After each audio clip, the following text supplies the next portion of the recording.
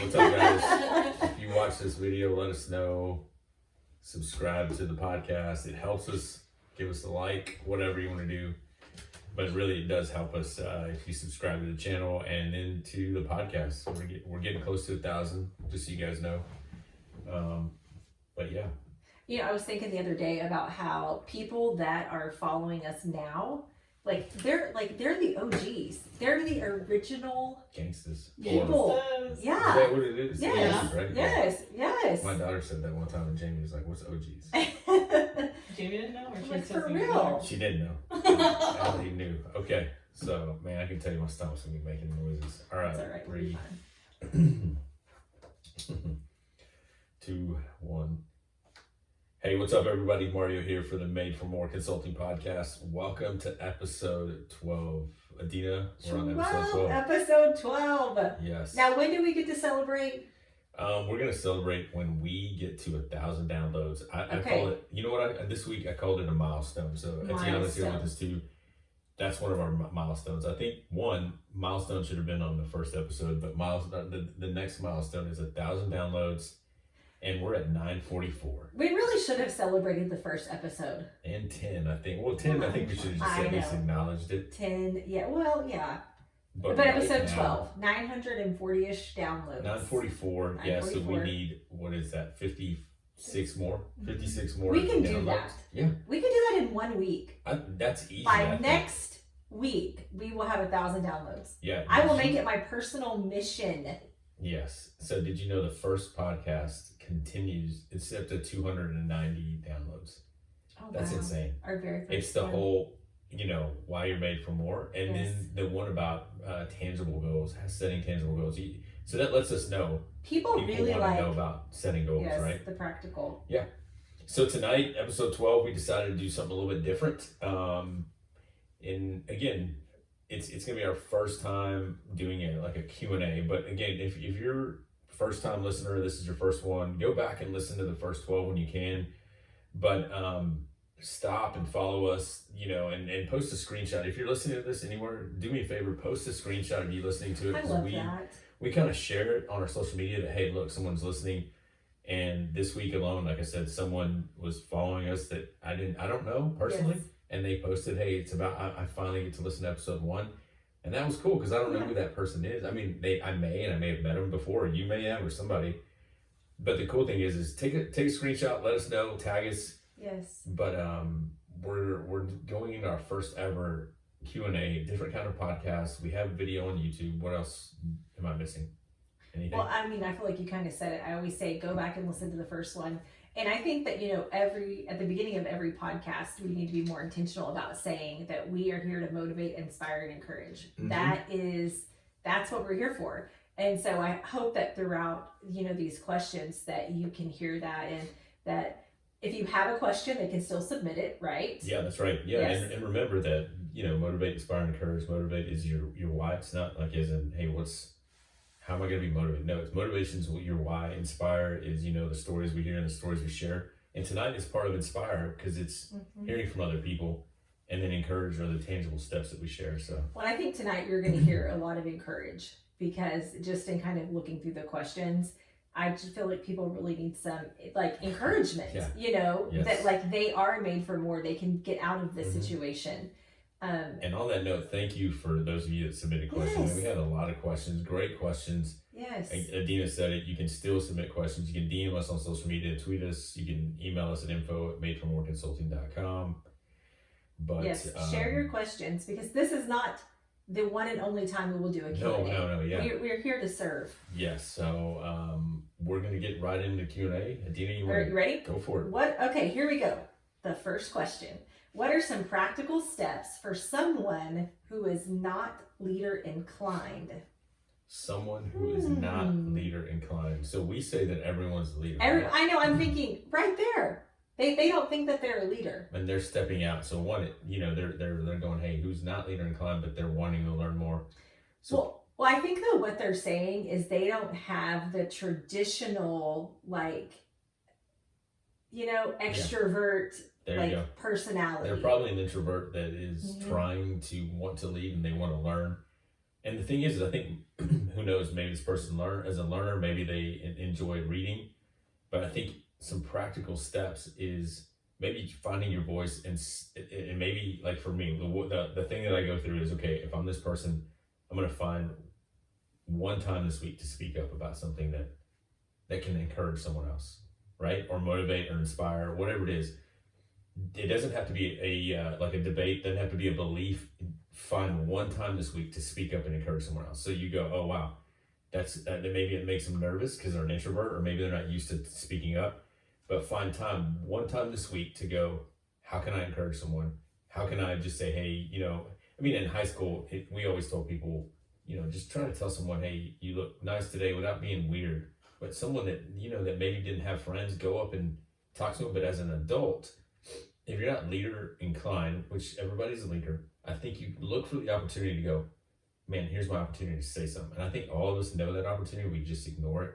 So at work, sit down with someone at lunch you don't sit down with usually, and maybe have a conversation.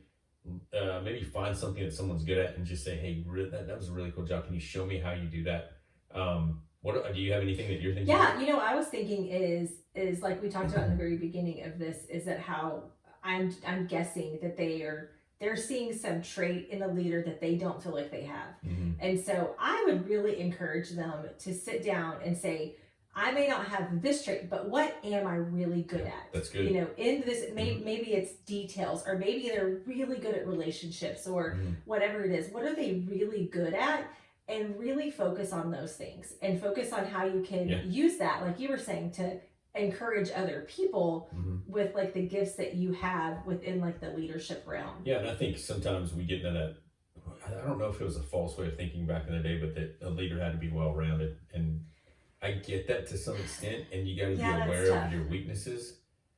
But I think if I'm really good at encouraging others, then that's what I'm going to focus on, because people know who I am for that. So, I mean, a practical step, encourage someone this week, speak up maybe, and it doesn't have to be something negative or some bullying scenario where you go, having to speak up about this. No. But just like you said, find your voice. Start to find your voice once a week. Like you said, write down what you're good at and really zero in on that. So again, practical step, write down what you're good at, even write down what you want to be good at, and begin to practice that. Right. So, okay, I have one more thing I thought about. Go for it. Go for it. If this person is a leader, that one of the things about being a leader is empowering other people. So ask yourself, what are the people on my team really good at? And use their strengths where you're weak at. Yeah. And so if you're not the person that can organize a meeting or format a document, ask someone on your team to do that for you. Yep. And that weakness doesn't mean that you're lacking in any way. You're just gifted in other areas. Yeah, that's right. And I think, just exactly, own it. Realize what you're good at and use it to influence others. Yes, there we go. Okay, question number 2. How do you build credibility as a young leader? And this was good. Yeah, this is really good. I had to, yes. So credibility as a young leader. I think number 1, this is so simple. Early is on time is late. Punctuality across the board, because I'm not saying all young people, but most young people know that, but they're either tired, they're running late. But as a young leader, be there before anyone else. I know for me, when I was running a store, I told our entire staff, and they didn't like me, but I said, I want you opening before the competitor, and I want you closing after. Well, what if that's 20 minutes? Hey, that's 20 minutes that you're open, that someone may not find something over there, and they're coming over here to my store. But as a leader, you're going, hey, I'm going to be there before anyone. Why? Because if the boss, if the manager, if the owner needs something, hey, why are you here? Oh, I just get here early. If you need any help, let me know. I'll be over here reading or something, listening to a podcast. They notice small things like that to go, punctuality is number 1. What's one that you My first thought was consistency. Yeah. Be consistent. And in that realm of like, do what you say you're going to do. Like if you say you're going to do something, you need to do it. And if for some reason you cannot do it, you've got to let that person know. Yeah. Don't let the ball drop. Yep. Go to them and say, hey, I said I was going to have this to you by this time. That builds huge trust and huge credibility all across the team. You're going to be late, even, or hey, I'm not going to be on time. Yes. I'm sitting there waiting, and you go, oh, I should have texted you. I should have. Just do it. Right? Yes, and I think so many times, especially when you're young, like in a younger leadership and people are older than you kind of start to think that you don't matter, that that you're not at the same level, you're not good enough. Kind of the same thing. Pick what you're good at, be consistent, do what you say you're going to do, be on time, be early. Yeah. Those things will make a huge difference because people notice that. Yeah, and I think the other thing, so you're being early, you're being consistent, and remember, don't give up on the things that you're consistently trying, even if they're not, or doing, even if they're not noticed or recognized, because they are. Leaders, the owners, managers, whatever, will notice that. But also as a young leader, I think the one thing that I don't know, I was good at this sometimes, but then I wasn't, because your ego gets built, is that, hey, I know everything. No, don't ever stop learning. So read. Well, and I was going to say something along the same lines, is that if you have a boss or a manager, and you see something that they do, ask them, hey, can you tell me why you did that, in a way for you to grow. Ask somebody that you admire to be your mentor. Yep. And when you ask somebody to be your mentor, you set up the dates, you text them, you arrange it. It's not on them. You're asking them to give you your time. Because if you do that in that area of life where you're looking for someone, then you're going to start doing that in other areas where you go, hey, will you meet me here at this time, because this is what we need to discuss. Yes. But yeah, so I think being on time, staying consistent, keep learning, ask someone to mentor you, but also, like Adina said in that same last comment, Adina said, build a relationship with the leader. Yes. Even if no one else likes them, build a relationship. How? Bring them their favorite coffee, show up on time, do something. They're in that position for a reason, and honor that. And they may hate it. Get to know them. Get to know them. Yeah. All right, the next question. I didn't think we'd move through these as fast. We're doing These good. are good questions. Yeah, these are good questions. So I'll be honest really quick. Okay. I've only looked at them once. Yeah. So you know what? I think if Yes. not firing off the hip, I know that this may go against what everybody else says, and like for me, I like to study things.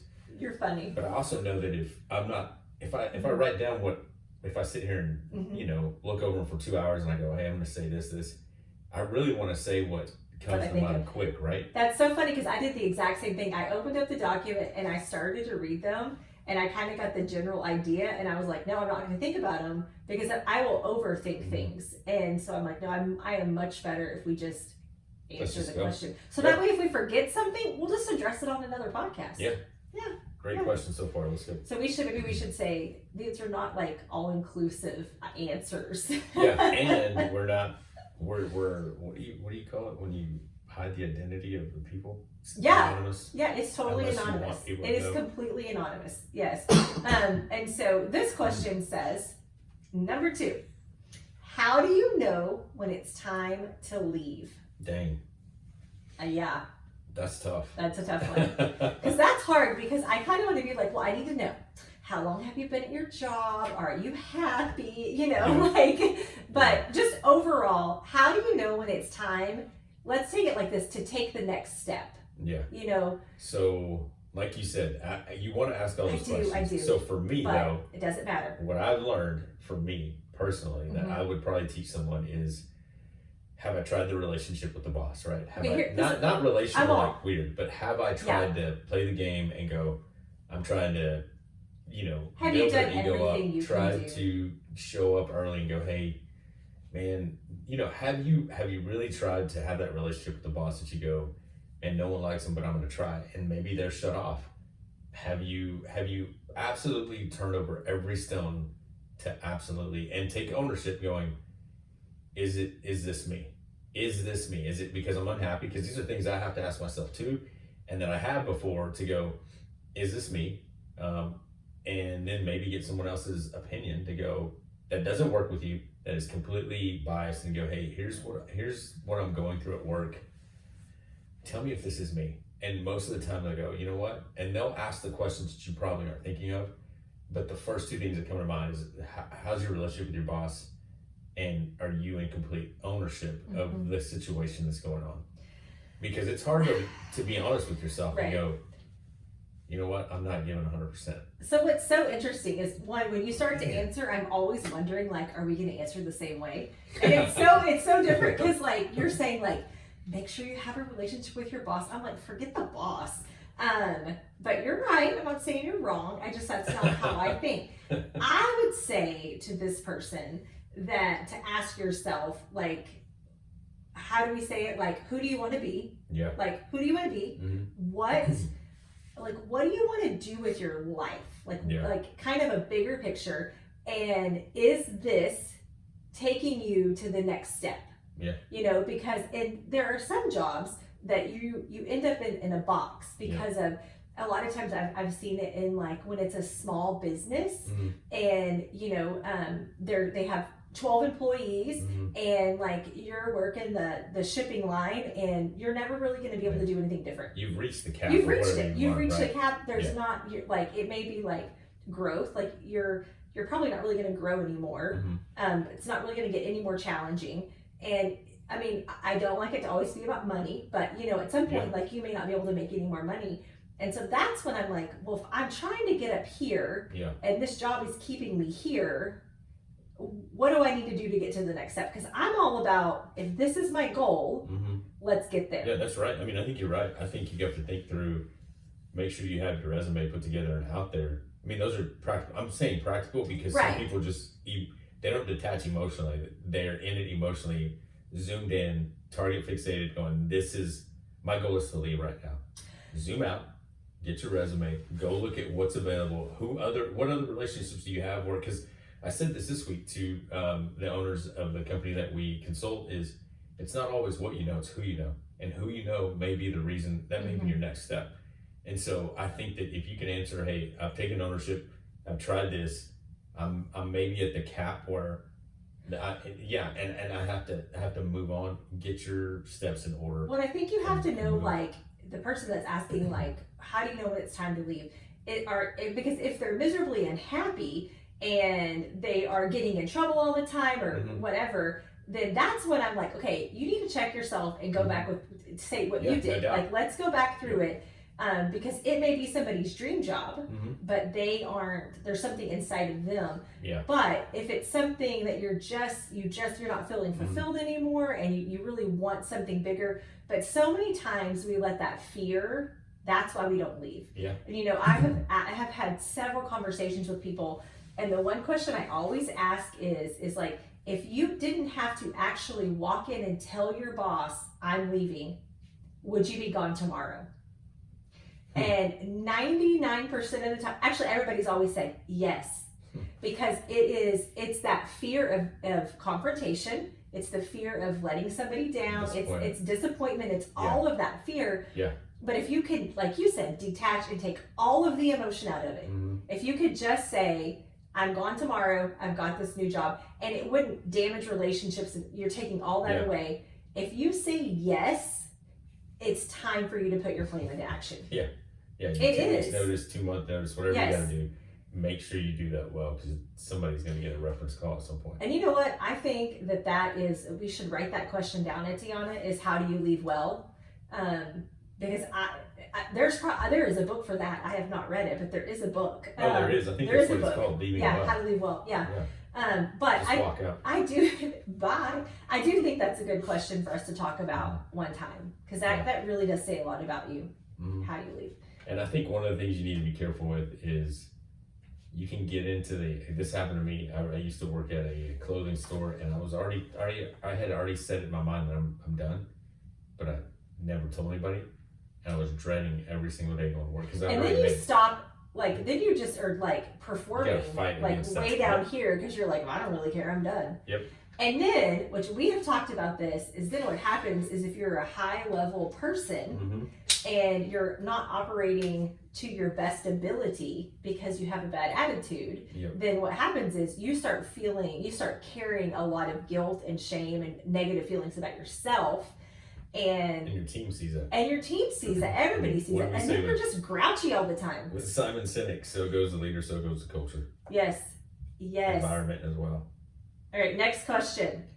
When forming a team, what is the first thing a leader should do? Man. I think when I got this one, I was already thinking through it, and I was like, I don't even know.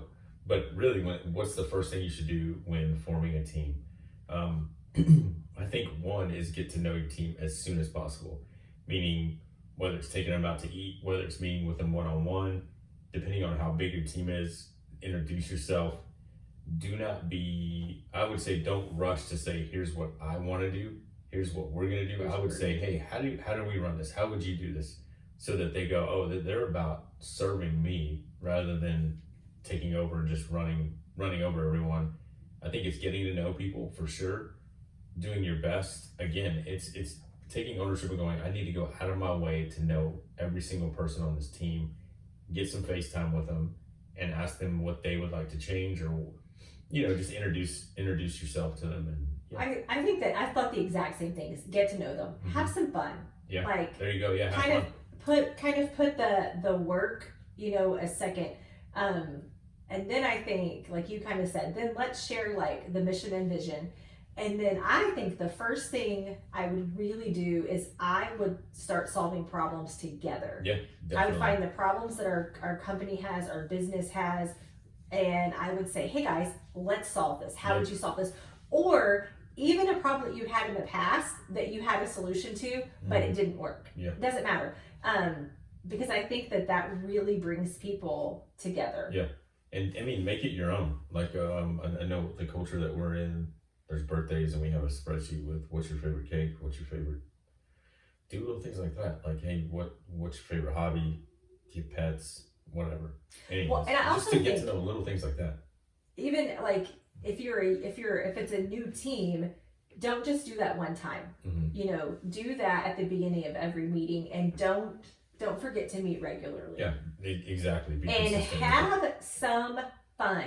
I think Definitely there have is a some fun. lot of value in having fun as a team, and I think that a lot of teams don't see that as value. Agreed. That's good. Right? Next question. You ready? When choosing people to develop, what qualities do you look for? When choosing people to develop, what? See, this is where I'm like, what do you mean choosing people to develop? Yeah, so if I'm a team leader or a lead or a manager or owner, what do I look for? So I know So let's say number one like right off the bat. employees, maybe like if you were The first thing that I will tell you that probably cannot be taught. I mean, I guess it could be at a young age, but if I'm a new person in a new role, or I'm taking over something or I'm starting something, number one, like right off the bat, do you know what I'm saying? initiative. There you go. But okay, Hands yeah. down, initiative. Because if I have to tell you to stay busy, we have a problem. If I Yes. have to tell you to find something to do, we have a problem. If I have to tell you how to do your job, again, we have a problem. Meaning, I'm just going to be micromanaging you, and I'm not here to do that. I'm here to help you lead and have a passion about something that we're doing. So developing people, I look for initiative. There is probably a second part of this question that we can answer, but if I'm just out there, number one is I want to look for somebody with initiative. If I'm starting a team, where's the initiative for this person? That's a big part of mine. I think that initiative 100%. But I also think about like people that can like solve problems, people that don't get easily flustered, that they can continue to think, Cool, calm, and collected, yeah, right? cool, calm, and collective. But I'm also, I think it might be John Maxwell who like talks about how if you look in a room and people are listening to somebody talk, and you can see it if you look around and you see circles of people, there's usually one person that everybody is looking at, talking to. That's a leader. Yeah. That they have some kind of Influence, quality, right? influence. Yeah, you want to see who carries influence. So you got influence, you have initiative. The other thing that I was thinking through was, I mean, obviously integrity, there's like 3 I's right there. But I also think somebody that, like you said earlier, that wants to have fun, that knows the balance between fun and leading. But man, I was going to say something else. What qualities I look for? Either way, I think initiative for me is right off the bat the biggest thing, because I want them to want to be there. I don't want to have to pull them across the line. I want them to go, hey, I can do this. Oh, I know what it was. Okay. Someone who's teachable. Like, that's don't have an ego about, hey, I know all this. No, if you are able to learn, you're going to be able to be taught, and you go, okay, this person is not going to come back with me excuses after excuses. He or she's going to go, okay, take ownership. I think that kind of goes with mine. Mine is like a lifetime leader. Like I will ask people like about books that they read, or because that says a lot to me. Is if you care enough about yourself and about where you want to go to invest in yourself through reading, listening to podcasts, like, you know, and somebody that has initiated like a mentorship, like that's huge because that's something that people do. Yeah. So Etiana, what I was just thinking about, Dina was saying all this, and I just thought some of these could be podcast standalones. Like some of these questions. Etiana's making notes right now, so she's writing like a crazy woman over there. I just the last she got fire flying out of her pen. The last thing that I would say is, man, when choosing someone to develop, I don't want to have to keep them accountable. Yeah. Sorry, but I keep hitting on that point, is I don't want to have to keep you accountable. I'm going to teach you ownership, but I don't want to have to keep you accountable. But yeah, well, but you wouldn't choose somebody that you were going to develop if they had that attitude of I need you to keep me accountable. That's kind of like that initiative, you know. I'm not gonna do that. No. So a good question, a little follow up, but besides that is it was a good question, was like, as at Made for More, how do we choose people that we develop? I mean, one of the first things that come to mind is like 18 to 25. If you're 18 to 25 and listening to this right now, I don't even know if we've ever gone on record to say this, but we want to look for you to go, in 6 months, we want to develop, 3 to 5 people at some point for free at Made for More. And I want them to be 18 to 25, or maybe we go further. Yeah, well, I think it kind of depends, because one thing about, we don't choose people to develop. People come to us and then we see if they're a fit. Yeah. And so, because that's kind of the idea, like you were saying, of like initiative. Like if I have to go out and find somebody and say, hey, I want to do this. No, you know what? I want people who want to do it. Yeah. Now, I think it's different to say, hey, did you know that we offer this? Would you be interested? And letting them read about it, listen, and then come back and commit to it. Yeah, because I'd love to help. And when I say 18 to 25, I mean, that's a vital state in your life that most people probably don't talk most about, but you need help and direction. And that's not just, we help small businesses. Well, that's what I was going to say. I think that's the beauty of Made for More, is that we've helped so many different types of people. And I know you really have a heart for 18 to 25. You have, that has been an age that you have taken on, that you've mentored, that you've coached. And like, I have a heart for small businesses. Like, I see these small businesses and I'm like, oh honey, you are struggling. Like, I could, listen, we could help you. Yeah. And so it's a balance of saying like, hey, we have this and we can really help you. Yeah. But I can't do it for you, and I'm not going to chase you down. Yeah. You have to want that for your business. Yeah, and so like, we were in the car, we got rained out playing golf, and Slab, the owner of Slab was just like, hey, here's the situation I'm in. What would you do? And I said, man, this is what I do. Well, when can we get together and start talking about this? And again, they're not 18 to 25. They're not a small business, but like you said, they're a large business. They're owning it to go, I want help. I need help. Or, hey, I'm interested in what, how would you do this?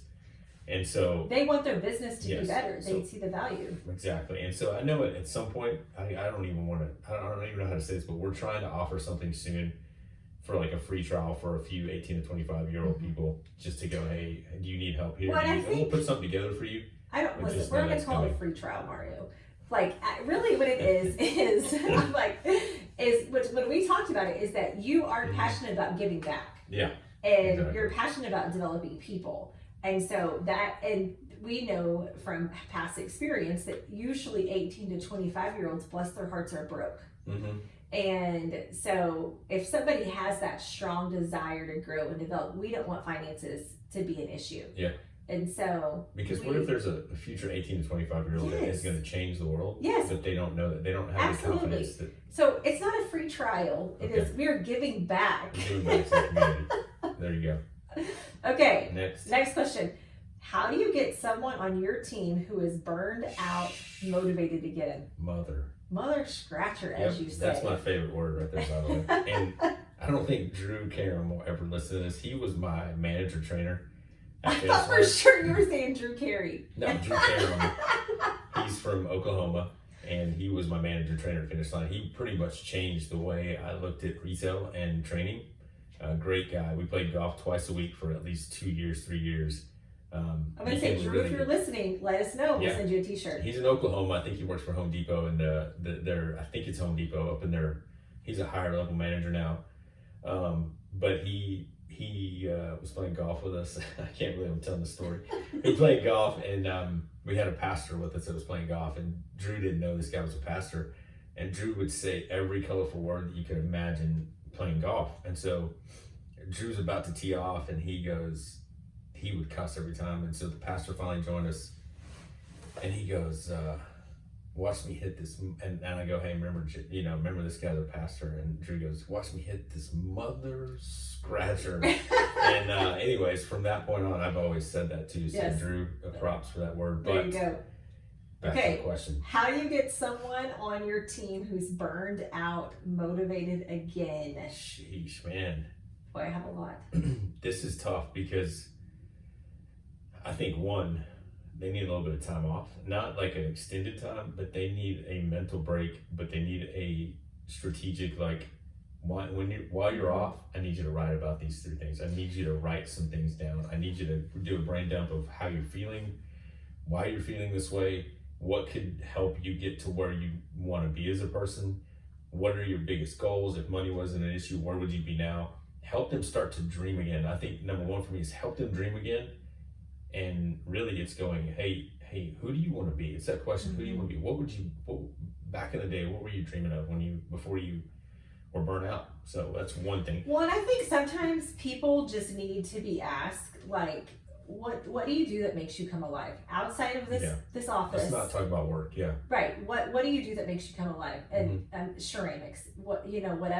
Mario loves ceramics. Yeah. And so, like, okay, well, are you doing that? Like, No. helping people, because that's what happens. And so many times you can ask a question Yes. just like that, and they realize right away that their whole day is about like working and like their family, and that's okay. Yes. But you have to do something for you. You have to do something that's making you come alive. Even if it's video games. Even if it's, Right. I believe that. Yes. I really do. What makes you come alive? If I was to ask you that, what would you say? Mine is creating. I love to create things. Anything. And it can be anything. It can be, I like to cook. I like to Trying decorate. something new. I like to create ideas. I love to do ideas, and I What love about to dream. Probably like singing. Singing. See, But that's, we wouldn't have known that. Hey, well, 'cause here- she doesn't do that much except- around me. well, every time she pulls into a Oh, parking yeah. lot or comes She over, can hear she's her got her 5 miles away. I remember trying to But get in it's the car true. with her and our boss, and we turned the car on and it was loud. Yeah, and I think art for Probably me, but not that's appropriate. exactly. Yeah. I It just was sold her out. Too short. But you're right. I think that is, well, what was Yes. a dream back in the day? Like let's turn off work. Yes. And let's talk about, hey, what do you enjoy doing? Yes. Well, and I think that like you talked about video games, I think that's the same thing. I think one thing is what do you do that makes you come alive? Mhm. And then what are you doing to take some time off? Meaning, like, whether it's reading, playing video games, watching Netflix. I think that those things get a bad rap because we way overuse them. It can easily swing. It can easily the whole switch, way, right? but if you use them in the right way, Mhm. like, you know what, I am gonna watch a show before I go to bed Mhm. tonight. But I've created, I've had art, or I was singing or whatever. Yeah. Do it. Yeah, Watch a show. but also, I mean, don't be alone. You need water. listen. Don't be alone. Get Yes. some friends around. Have some fun. I think the other thing is learn to create margin. Don't think about work all the time, and don't feel guilty because Yes. you're not thinking about work all the time. Learn to turn your phone off. But burnout didn't happen overnight, right? So it's the whole Preach thing. it. Write this down, Etiana. It's the whole Burnout did thing not that happen overnight. You don't build a house. I mean, it's brick by brick. So you got to take it down brick by brick. Yes. So remember that. Hey, turn off your phone. Stop thinking about work. Do something that you love. Yes. Write down the things that you want to do. Like I would say, hey, create a bucket list for a week to go. Hey, I'm gonna go eat barbecue. I'm gonna play a video game. I'm Yeah. gonna go hang out with some friends and play golf. Yes. Okay, well, go do that because that fills you Go up. do that. Yeah, one of the analogies that I'm going to use soon is, you can't pour into other people's lives a water bottle that's empty. Yeah. Well, You can't you get don't anything have. out of it. Yes. Well, and you mentioned this, but I want to pull this out. So, because the question is, how do you get someone on your team who's burned out motivated again? So, like you have said earlier, that really is getting to know them for sure. But I think encouraging them to have some friends, and for you to be that for them, for you to be the one that says, hey, what'd you do for you this weekend? Did you go play golf? Did you play video games? Whatever it is, that may be your role for them, is just, we're not going to call it accountable, but just asking them if they did those things. Be a friend to them. Build a relationship with them. Continue to check on them, but you're becoming the leader that they may need, the mentor, right? Absolutely. And mention this podcast to them. Yeah, yes. If you're, listen, have them listen to the Made for More podcast. Yeah. Because I really do think that developing some leadership qualities within yourself whenever you're burned out, it does help you take a step back and see kind of what you might need to adjust. And I think you got to be careful, because I can do this. I can slip into that burnout mentality too if I'm not around them too long. If I don't know the balance of, let me pour into their life. Yes. But if they're negative, or if they have a struggle, be careful. When I see this, because I can be that person to people. I can be that person to people, like, this sucks, this sucks, and I keep saying it, and then before I know it, they're doing the same thing. Well, I'm also going to say we really could help them if they called Made for More Consulting. We could help the burned out person, but also, well, we really could, because but also what I want to say is what we kind of talked about earlier about how do you know when it's time to leave, is that's something that as a boss, I would really want to talk to somebody about, is there something in this job that isn't pulling out the best in you? And maybe for the best thing for you, maybe it's not to be here anymore. And how can I help you get to your dream job or your next step? And that's hard as a boss, but that's what you want to do for the people that are on your team. Yep. All right, ready for the next one? I think so. Okay. What to do when your why isn't enough to keep going when motivation isn't there? Oh, I can't wait to hear this answer. Be nice, Mario. No, I mean, so your why is connected to motivation, right? To me, that's what it is. If my why is not keeping me motivated, I would probably say that I have the wrong why, meaning that I'm chasing the wrong goal. Sometimes I think even if you sign up to do something and you realize I bit off more than I can chew, it's what I've heard. You either sharpen your teeth, right? Or you just go. I've never heard that. You never heard that? No. So and Tiana, have you heard that? No, I think you made that up. No, I did not. If you bite off more than you can chew, most people complain, they give up, or they just tap out. I'm going to say, if y'all have heard of that before, I need somebody to let me know if that's a real thing. I got to get back after it, and I got to take it over. I got to take ownership and go, I'm going to make this happen. But I think if your why isn't enough to keep you motivated, then I would rethink about, why am I doing this? Why? Check your why. Yeah, check your why. And okay, but I'm also going to say that I can have a big enough why, and sometimes I don't feel motivated. Okay. I don't feel like doing it. You know what I mean? So I did not think about reevaluating your why, which I think I think that is the very first step you should take. Yeah. But if your why is big enough, you are still going to have days. I will use eating healthy. Yeah. I'll use that, you know, but I have a big why for eating healthy. But there are still some days I'm going to eat some banana pudding. Yeah, so you just made me think of something though. And I think some of it is discipline equals freedom. Yeah, but also, definitely. But I think maybe you get so target fixated, meaning you're focusing on the end goal too much, where your day-to-day wins are not adding up.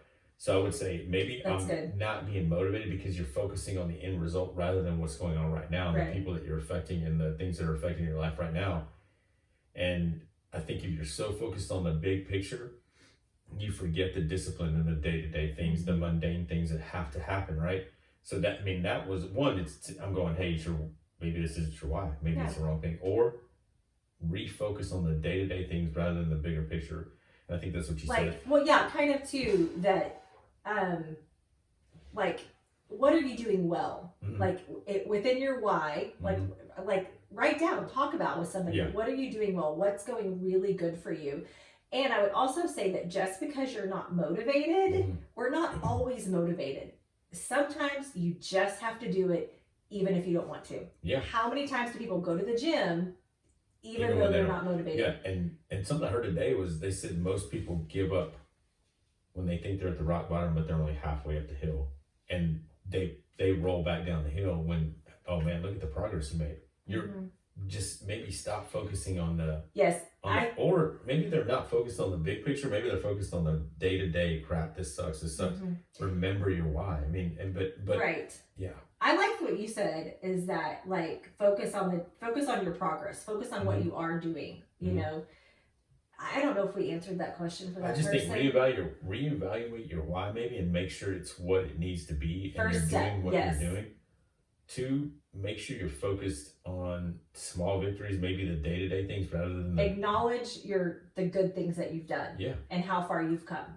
Yeah, and then I mean I think remember that it takes discipline to Well, and I'd also say I'm going to go back to too, like if your why is big enough and it goes back to the motivation, that I would also say what else in my life is going on. Yeah. Because you're right, it's really easy to stick after your why Mhm. when everything's going good. What else in my life is going on? What has changed? Mhm. And how can I rebalance that? Yeah, and maybe and it's okay to say, hey, that didn't work for the Mhm. season. Now I have a new why. Like it's okay to stop and rewrite something.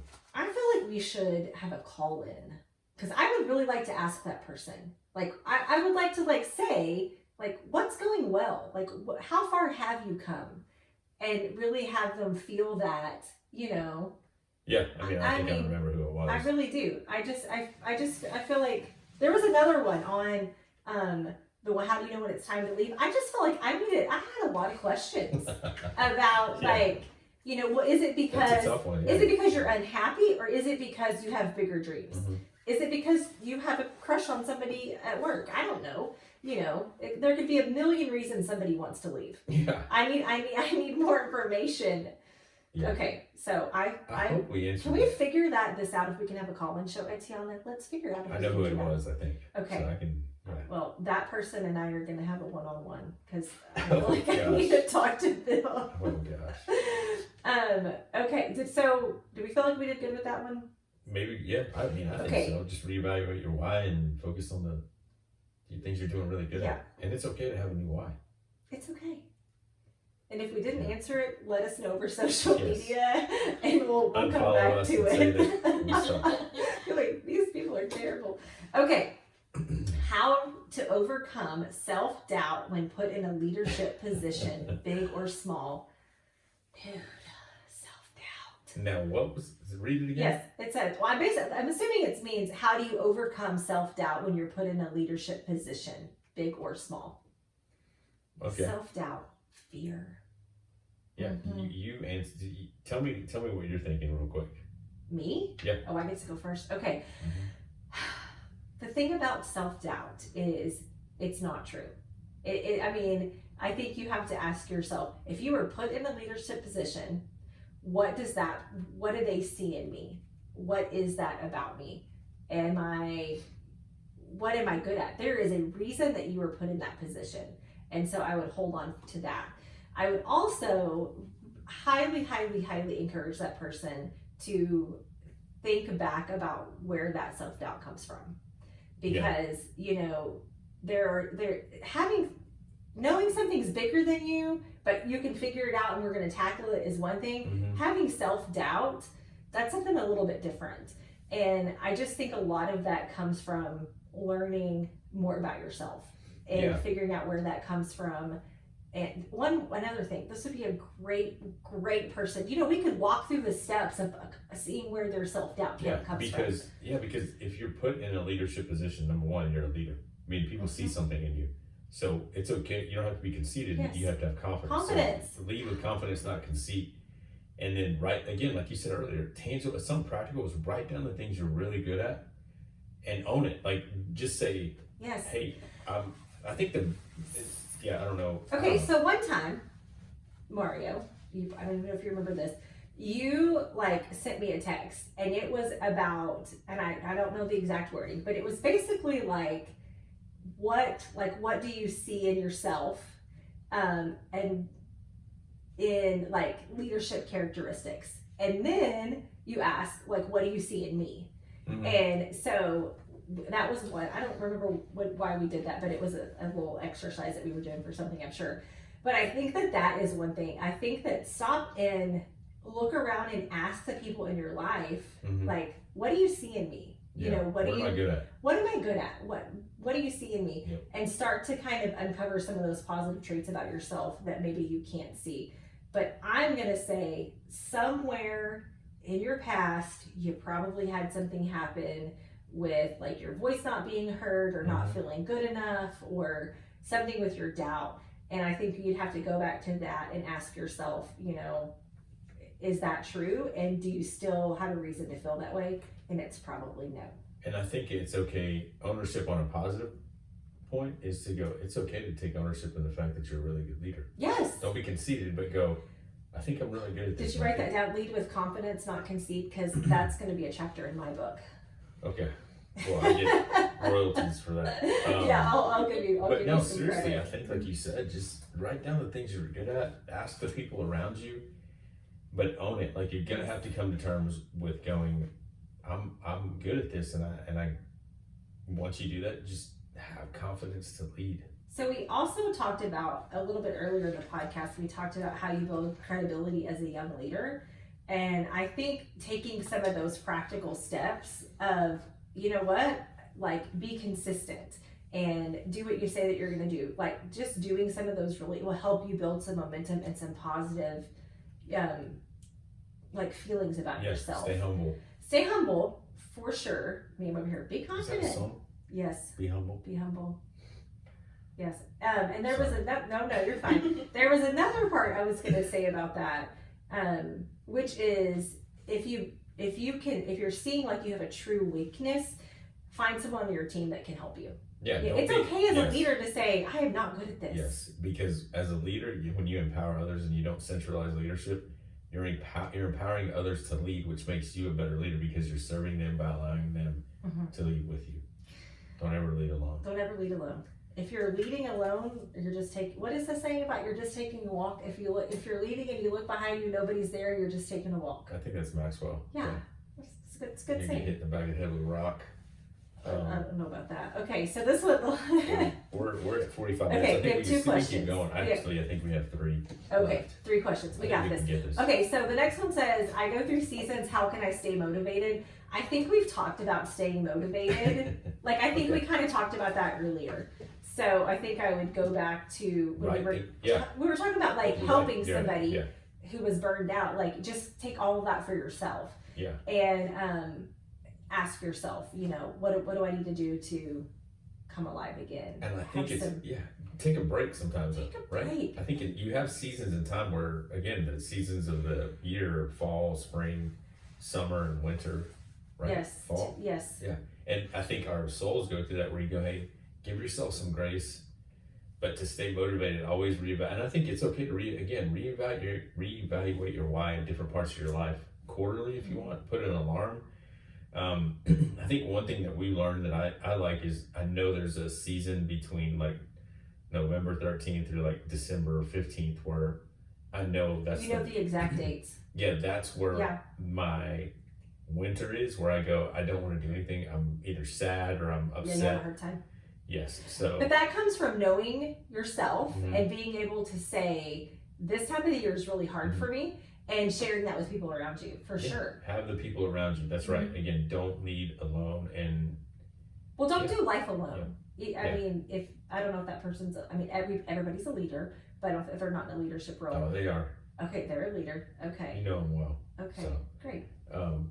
Anyways. Well, then I'm like, maybe we need to reevaluate the question, if not, to say more. Okay, so how do you find confidence in yourself and your abilities after having a micromanaging supervisor that caused you to doubt yourself and second guess your decisions? The only reason I laugh is this a boy or a girl? Because I want to say sister. I know these people, and they're awesome people, and that's why the reason I'm laughing is because it's just these are like real life situations that we walk through, and I'm going, man, I hate that for them because they have so much to offer. I'm gonna say if you have a micromanaging supervisor, that says more about them than it does about you. And so when I talk about micromanaging, Etiana knows this because as a supervisor, if I'm coming to micromanage you, it's because I don't trust you. And I'm not saying that Adina did something that I don't trust her with. That could be one situation. The negative is, hey, you're doing something wrong. They don't trust you, so they're always looking over you, right? So, but for me, it's going, hey, I've had to ask you a million times to do this, and you're not doing it right. So I'm not gonna do it. I'm gonna micromanage you, and you're not gonna like it until you get it right. And then I'm gonna back off. But micromanaging is the absolute last thing that I would ever do as a leader. But like you're saying, in this situation, like this person is being micromanaged. I know. In this situation, to me, it says more about the leader. Like you're saying, they just don't have a good. I guess they're not good at trusting people. Right. So how do you? That's what I want to say. I mean, I want you to this person to know that it is nothing about you or your decisions. Mm-hmm. That has nothing to do with why you're being micromanaged. So how do you combat that? I think for me is you may have done this, I don't know, I'm going to try to bend over backwards to get the relationship in a better place, meaning, hey, even when they're not asking to do something, step in and say, hey, can I take something off your plate? Hey, can I go do this? Or, hey, I'm going to run to Starbucks. Do you need something? Play the game a little bit, because what you want to do is go, I'm going to try to beat them to the micromanaging, meaning before they start micromanaging me, I'm going to get ahead of that and go, hey, do you need some help with something? Because, hey, I have some free time. Maybe not free time. Maybe they'll go, hey, what the heck? But well, say, I have some time to help. What you're saying too, though, is that you want to build trust with that supervisor. And it may not be on her end, though, like the person asking this question. Right. But I mean, like that's always a good thing, whether they micromanage or not. But I think, building trust. And I have learned that every manager, every leader, every supervisor has a few things that are really important to them. Yeah. Like Mario, there's no secret, showing up early or on time or early is very important to Mario. And so that is one way that you can build trust with Mario, is being early, being on time. It's really important to him. And so if you can kind of also figure out some of those things that are really important to your supervisor, and do that. That's kind of what you were saying, kind of playing the game. Yeah. Figure out what's important. There are certain things that are weirdly important to, supervisors all over. But back to, I think the answer is just, it's not about you. It's not about you. And I think you could kind of do some of the same things we talked about, which was, know what you're good in, be confident in yourself, and listen, friend, whoever you are. Also, we also answered the question of, how do you know when it's time to leave? And I think I would also evaluate if it's time to leave. Yeah. And like I said, I think build that relationship. The other thing is, don't get burnt out. This is our difference. Is Mario is like, build a relationship, and I'm like, I'll just see if it's time to go. don't get burnt out in the fact that you're trying to build that relationship. Because again, it's probably not about you. But the other thing I was thinking about is, take a look around at them and how they treat other people, and maybe they do have a trust issue in their life. Take a look at their life circumstances and see where you can fill the gap in that, to go, hey, how can I help do that better? Build that. It's all about you. Yeah. It's about them. I'm having a technical difficulty over here, so you might want to. Are you gonna? I don't know. My mic just fell off the. Can't you just hold it? I mean, we have like one more question. We have two more questions. Okay. So. I might. Okay. Adina, you help Mario. I'm gonna let Mario. You can read the question. Do you want to summarize this last question? I mean, not the last one, but the last one on our document. Do you have another one on your paper? I do have another one on my paper, but which one do you want to do? Let's do this one real quick. Okay. The one on the paper. So this is an individual who.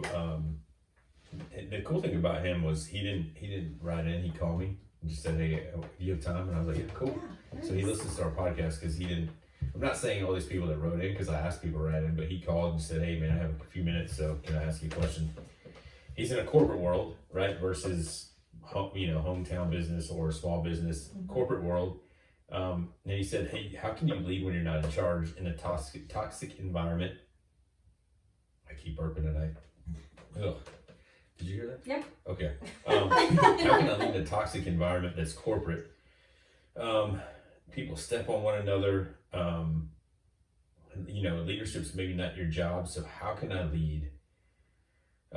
When you're in the trenches, like in a corporate world, how can I lead when things constantly change corporate and hand it down to the manager, and then people are just it feels like it's kind of chaos at this place, and he's one of the frontline troops battling it out. But he's also important. Leadership's important to him. So he's asking, it's that whole thing. How do you lead when you're not in charge, and even especially in a toxic environment? You want to answer that? No, go ahead. You already talked to him, so what? I didn't answer. I didn't answer. Oh, you did. No, You're I said, hey, you have to listen to the podcast. Yeah, I know him well. I said, hey, that's pretty disciplined, because I totally would have been like, well, let me just. No, I think you do what you can in the situation that you're in. Okay, corporate world is sometimes good and negative, because there's always. He said, number one, there's always work. You're always going to have work. There's going to be room for somewhat of a raise or promotion until you reach that manager place, and you may have to move on or quit or go somewhere else. But if you're one of the frontline guys that is constantly working their butt off, I think the thing is stay consistent in what you're doing and motivate and lead the people around you. Here's the other thing that I for sure was going to tell him is take as much burden and pressure off your boss or manager by leading the people underneath him without him knowing. So that if he comes in and he sees things done, like, hey, who's, maybe who he notices someone else leading. Try to be a step ahead. Yeah. And in the corporate world, when things just handed down to you, they get handed down to you and you don't know, or you have no control over that, man, be the one that meets that head on with positive. That's what I was going to say. Your attitude makes a huge difference. Yeah. Be the person that's always positive, and which this person is. So consistently stay that way, regardless of what the environment around you is. Look for a person like a partner in crime to go, this person is someone I'm going to mentor, and kind of tell them my mindset. So if we go from one person to 2 to 3 to 4, and before you know it, you're kind of leading that frontline group, and it quickly goes from a toxic environment to, hey, I got a partner in crime, and it may take 6 months, it may take longer. Well, but try to take that off. I think like you were saying, like if you're in corporate and things are being handed down to you, like you have to have that negativity, that toxicity. It can stop with you. Yeah, exactly. Is that going to be easy? No. No way. But it can happen. Mm-hmm. That can stop with you. Yeah. And I think, like you said, is that a lot of it is your attitude to your team about it, and I think that sometimes I'm kind of imagining what would happen is that let's say something's last minute. You have to, they're going to hand something down last minute, but then all of your team has to stay late, work extra hours or whatever. And people start to say, well, it shouldn't be like this. They should get it to us earlier. Is learning how to just say, this is what it is. This is the business. It's always going to be like this. And, we have to do what's best for the overall company. Yeah. And what it is to all have a positive attitude and get going. Get some tacos, and we're all going to get busy. And I think the other thing, I keep going back to relationship. What if you go to your boss and he can't change it because it's corporate, but what if you go, hey man, tell me a little bit about it, because you're taking the weight of a choice that he just heard and he's upset about it. Maybe get to know him and go, hey man, what can I do to help? Or just go, hey, tell me why they decided this. Not that I'm being a butt about it, but I want to understand why. Yeah, what is your take on it? So that when I go back down to the people that I'm working with, going, hey guys, we don't have any control over this, but we can control how we respond. Let's get after it. Be the positive reinforcement on that team. Be the positive reinforcement to that leader, that boss, that manager, so that they look to you and he looks to you, and before you know it, I think you're leading when you're not in charge. Absolutely. Good answer. Man, what's okay? Where we at? The last question, defining my why on most days, is pretty easy. I'm gonna let you. Yeah, I mean, I don't mind reading this. The reason I like and I want to end with this is because this is real life. This is totally real life. Finding my why on most days is pretty easy considering where I was and who I was in this life, and wanting so desperately to change. But what about the hard days? What about the days that not many people see, when you're seemingly used up, running on empty, beat down, when the blessings seem to be burdens, when the instant relief presents itself, and the only one that will know is me. Here's the most honest question I have to try and answer every single day of my life. What, why, or actually why not? So basically, what or why not is going to be big enough, important enough, strong enough for people like me to hang on just for this one day. So basically he's saying, when you're down at the bottom, when you feel like you're on the bottom on a certain day, I mean, you know, how do you hang on? So he says, sometimes I just don't see it. Sometimes it seems kind of pointless. Sometimes I wonder if anyone really cares. But that's when I have to care. That's when it's up to me to dig down, find my footing, grab a hold of my why, and fight like hell. My question is, how does someone like me really get through days like that? Days like today. Sorry, that was probably a bit more than you asked.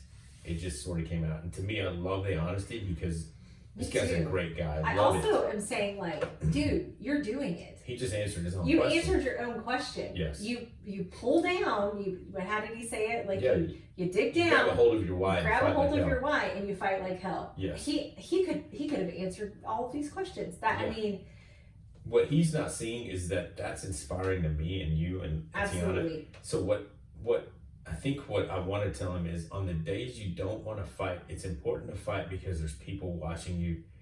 And that's when we're really made of what we're made of, right? Because if everything was simple, if everything was easy, then what's the point of even fighting for something? What's the point of even having a why if everything's going to be handed to us? I think where this guy's come from, he has so much influence that he has to just remember that the days that seem empty and that he's beat down and the blessings become burdens, is that day's going to end at the end of the day, and tomorrow's a brand new day, right? There's going to be a new day. It's just a matter of how are you going to be, what's your perspective? What are you going to be looking at? What are you focused on?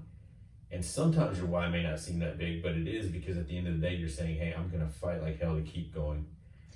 Well, I think knowing that you are going to have days like that, that you just expect to have hard days, plan for hard days. Yeah. Because I think that is what happens is when everything's going good and then you have a hard day and you didn't expect it, it's almost like you don't know how to handle it. Yeah. And so, I mean, I wish I could tell them that every day's going to be easy, but it's not. Yeah. You're going to have hard days. Yeah. And you know what to do on the hard day. And you know what? When you wake up the next day, you tell yourself, man, that was a hard day, but I got through it. Yeah. And you're one step closer to being the influence that someone else's needs, because I guarantee you, talking to this guy right now, hopefully he's listening, that he knows that when we're answering this question, someone else somewhere else has had these days, and he's an inspiration to him, because he's finishing, he's going, he's not the old person he was, and he's in a totally different place. And yes, the temptation's always going to be there to go back, but your why is bigger than that, and you're fighting for it. So just remember that, again, you have what it takes. You have what it takes to fight through the burden, to fight through the I don't want to do this anymore, the beat down. And you have what it takes because you're doing it over and over and over again. And I would also really encourage, them to, that next morning when you wake up and you tell yourself, man, that was a hard day. But also, let's write down some really good things. Yeah. Yes. Yeah. So, and to be able to go back and look at, and because I know that writing it down and having it on paper is so much different than even just laying in bed and thinking, oh, I'm thankful for this, I'm thankful for that, and share it with someone. Share it with someone. Absolutely. That was my next thing is walk through it with somebody, share what's going on. When you're approaching that hard day, you tell somebody, man, I'm having a really hard day. Yeah, but then don't stop there. Say, but here's some of the good things that happened, because you have to focus your mind on wins. Just go, hey, here's the wins that I saw. I'm breathing. That may be just one. And somewhere someone else has it worse. I hate saying that, but to me, when I felt like I was having the worst day, I'm going, man, there's people out there that have it worse. But I gotta keep going. I have to, and then the other part for me is to go, this guy, just on the other side of these tough days, there's going to be freedom, right? There's freedom on the other side of these days. But what if your why is about to have a breakthrough in your life, but you just got to keep going, right? You got to keep going, because what happens when you push the ball all the way to the top of the hill? It's going to roll back down, and you just got to keep pushing it. It makes you stronger than the next person, because maybe they got something handed to them, but you know what work is like. Well, you just said, discipline, and I think that's part of it too, is fighting for your why and having that discipline, staying so focused that the freedom that you have from that is immeasurable. Yeah. And especially in a situation like this where, you're rock bottom, that, you know, that like, I mean, I'm not reading this, I'm thinking, this poor person, like, I mean, it all seems pointless, and I wonder if anybody else really cares. Like, they're in a really low place. Yeah. You know, And I think and we've so, all been there. Everybody's been And there. there's days that I go, yeah, that's me sometimes. But waking up the next day and knowing that you made it through this. yeah, when right? he says something at the beginning where he says, when instant relief presents itself. Mm-hmm. And I'm thinking, you know what? That instant relief is probably not what you want to be a part Yeah, of. and the quote I read this so, week was, yeah. don't do something permanent Oh yeah. in a situation that's just minute, or it's something like that. You know Yeah. what I'm saying? Yes. Don't create a permanent It's a consequence. permanent solution for a temporary Consequence. problem.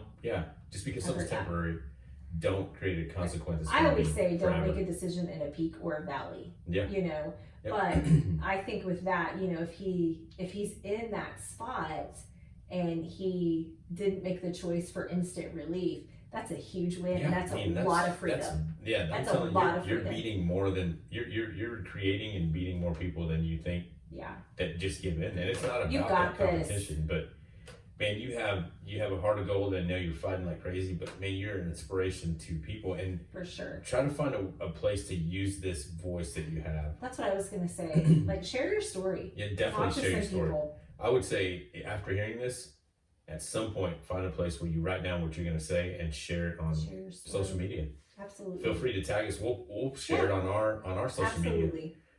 But I think that's a great question. I think you're doing good. I think that was a good question to end on. Yeah. Well, I know this has been a longer podcast than normal, but that's Yeah. okay. We had answered some really good questions. Yeah. But I do want to say, like, if you were listening tonight and you thought of a question or you thought of a situation, like right now while it's on your mind, just go ahead and you can DM us. Yeah, just DM us, put the question in, and we'll save it for future for a future Q&A show. And we'll start doing that, and maybe we'll do that more often on our social medias, put a place, or even on our page on our website to I think questions. absolutely. So only action step is Submit your questions. submit your questions. Continue to, and again, if we answered one of your questions, man, I would love to feel free, hear like how if we answered one of your questions and you use some of it, I would love for you to tell us your story. Like, write back in and tell us a little bit about what happened. Yeah, they're gonna unfollow us. They're not gonna unfollow us. Just kidding. Well, last thing that we have new shirts Yes, on our the website. pre-order shirts. We already have people buying these things like crazy. I'm not gonna lie here. I haven't even been on to see them. I saw them when Etiana Wow. designed it, but I haven't even been on the website to see it. So I love that people are checking it out and ordering. And the first edition shirt is already back in stock, and you can order those as well. Yeah, What perfect. else? Follow us on Follow social us, media. yes. YouTube, if you're watching, hey, go just subscribe to our channel. Subscribe wherever you hear this podcast, because what it does is just helps us. It helps us create momentum, and it helps them notice us a little bit more. You can rate us as well. I don't think next week is going to be about that. Next week is going to be a something that we've been waiting to talk about Nice. for a while. I'm excited. So stay tuned for that. Stay tuned for next week. Remember, You exist for more. You're here for more. You're here to offer more. Don't ever give up. And every single one of us was made for more. every single one of us was made for more. Later. I was looking here. And then Yeah. I was looking at you. I know we say it, but Oh. I think that was the best one. Yeah. I was about to start saying who submitted questions, but we still have that. Like I normally should. Yeah, I can't believe this thing. Bye, guys. See y'all later. I didn't record it. Just kidding.